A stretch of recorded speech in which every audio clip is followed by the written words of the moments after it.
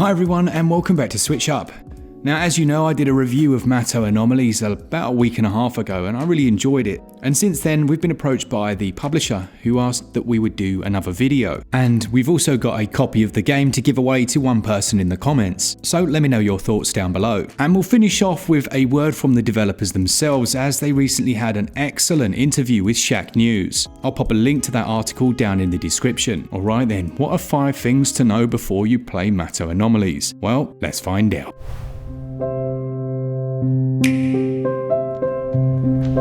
How is the game structured then? Well, it's split into 2 clear parts. You've got your investigatory stage, which is controlled by Do, a private investigator, and this is where you'll have your main quests as well as side quests. You can wander freely around the world, using the subway system to travel around and chat to anyone you want to. There are a few different activities that you can carry out, such as visiting the cinema to watch past movies, go into different shops, but it's also where you'll undertake side quests with companions, and these are what really build up their relationship. The flip side of the gameplay then takes place within an alternate universe, and that's where you control the other character. So Do is the detective in the real world, and then Graham is a shaman who can travel into this alternate universe to defeat what's known as the Bane Tide. Now, in this alter universe, they're essentially dungeons or labyrinths where you have to progress through and generally defeat some form of boss. They're filled with various enemy types that once you touch, you'll engage in combat. Now, what I didn't talk about in the review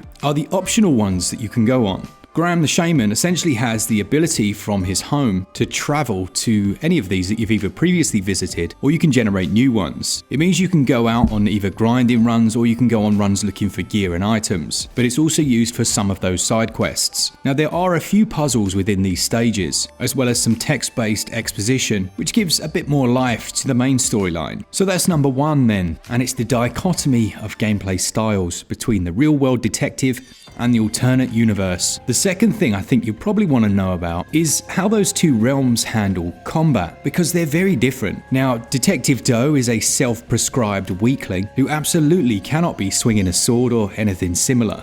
For that reason, his combat instances take on a very different approach. And that's where we learn about mind hacking. Several of the suspects you'll encounter along your way will have pieces of information which they don't want to give to you. Do quickly learns that he can hack their minds, and this is probably my favourite mechanic in the game. Mind hacking takes the form of a card-based battle game, and it pits the 2 minds against each other. Your opponents over here and yours down there. Separating these are other enemies. Now, these enemies are really interesting because they actually affect what you can do. For example, one will negate the first attack you make. Another might deal back any damage that you do back to yourself.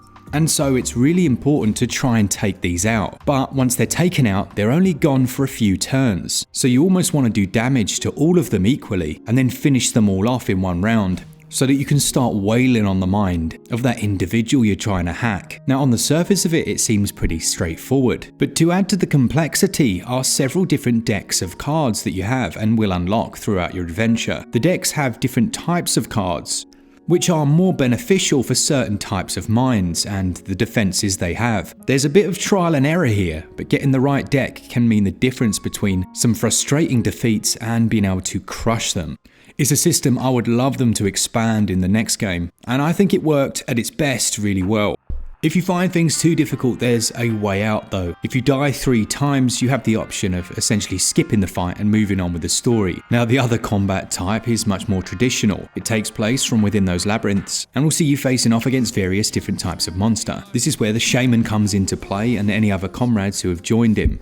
The little switch up here is that they have a shared health pool. This means when you heal, it goes to everyone, and the same for taking damage. I actually found that work quite nicely. And if you're someone that doesn't particularly enjoy turn-based combat, there's an automatic attack mode, which seems quite smart and generally will deal with any of the lesser grunts. You'll absolutely need to turn that off though when you face the bosses. These tend to have very specific movesets, and there's an emphasis on buffing and debuffing your own party. Now, the combat doesn't have a block function, but there are buffs and debuffs which will apply more guard to your players and subsequently reduce the defenses of your enemies. These encounters usually have one particular moment that you'll need to overcome. The first one, for example, he charges charges up and then eats all of his own minions, which restores his health. So there's an emphasis on destroying them before he gets the chance to do so. Otherwise, you're always on the back foot, gradually losing your own health items, and he'll destroy you. As you do damage, you can unlock special moves. Each party member has their own one, and these can be game changers. If used on a boss like that, it means you can take out all those little minions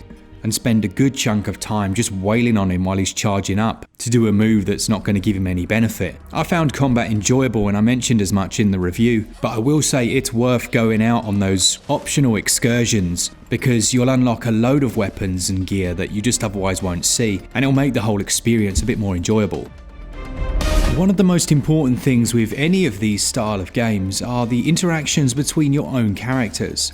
And how exactly that works? Well, much like its inspirations, there's lots of interaction between your party members. Initially they don't get on particularly well, but the relationships grow. Now, what I want to say, and something again I wish I knew before I played, was the importance of carrying out side content, not necessarily to affect the main storyline, but for building up those relationships in the player's mind, that's in your mind. The side content here is really important for that. There are a few very quirky side missions. Some of them reference pop culture films, and they're just quite funny. I think the developers wanted to push side content that was actually enjoyable rather than fetch this and take it from A to B. They also play on that investigatory mechanic, and we'll see you using Doe and Graham's skills. That takes us then on to skills and upgrades. How do the skill systems work here? Are there skill trees? Is it constant progressive upgrades? Well, it's a mixture of both. The skill upgrade system for Graham is essentially a yin-yang system, meaning you can put points into either of those two areas and they affect different abilities. There's also the ultimate tree. That's the special move of each of your characters, and it's initially locked off. It means that when you fill up that ultimate bar to perform that special, you have a choice of which character to perform it with, and there's also a good chance you'll have put more points into one person, so theirs will be much more effective. The yin yang, on the other hand, is more like a offensive and defensive skill tree, depending on the type of party that you want to create. But you do have good freedom in which way you go. Now, as far as other upgrades, well, you've got these gears. Following along with that cyberpunk theme, these essentially are modules that slot into your character, and these will improve several of their attributes. Things like stat boosts, increased damage, better resistance, but what is great is there's actually the option to automatically apply the best ones, or at least the most potent ones. There might be certain situations where that won't be what you want and you want to tweak this to help you overcome a boss. And again, it's a big thing I wish I'd known before playing, because by using this effectively, you can make some of the tougher boss instances much easier. The final thing then I want to talk about is not really me talking at all, it's the developers. As mentioned, they've undertaken a few big interviews, but the best one I've found is an interview with Shack News. There'll be a link in the description if you want to go read the full article. As you know, Mato Anomalies was created by a Chinese team.